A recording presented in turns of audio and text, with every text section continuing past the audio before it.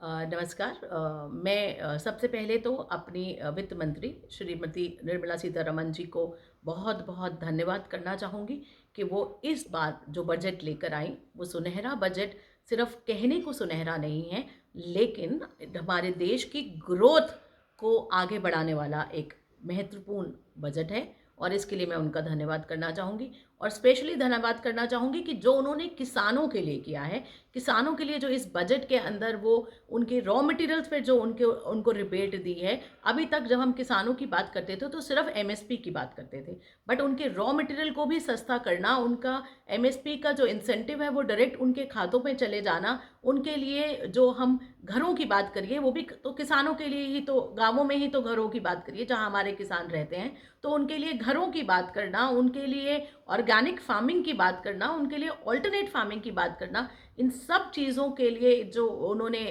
कदम उठाए हैं और बजट में प्रोविजंस रखे हैं, उसके लिए मैं उनका धन्यवाद करना चाहूँगी। और साथ ही मैं धन्यवाद करना चाहूँगी तमाम एमएसएमई की तरफ से, जो उन्होंने 6,000 करोड़ का बजट एमएसएमई के लिए रखा है। उसके लिए ये एक बहुत ही बड़ा कदम है जो कि ना सिर्फ हमारी इकोनॉमी को बूस्ट करेगा, बल्कि इनडायरेक्ट एम्प्लॉयमेंट जनरेशन में भी वो एक बहुत महत्वपूर्ण कदम रहेगा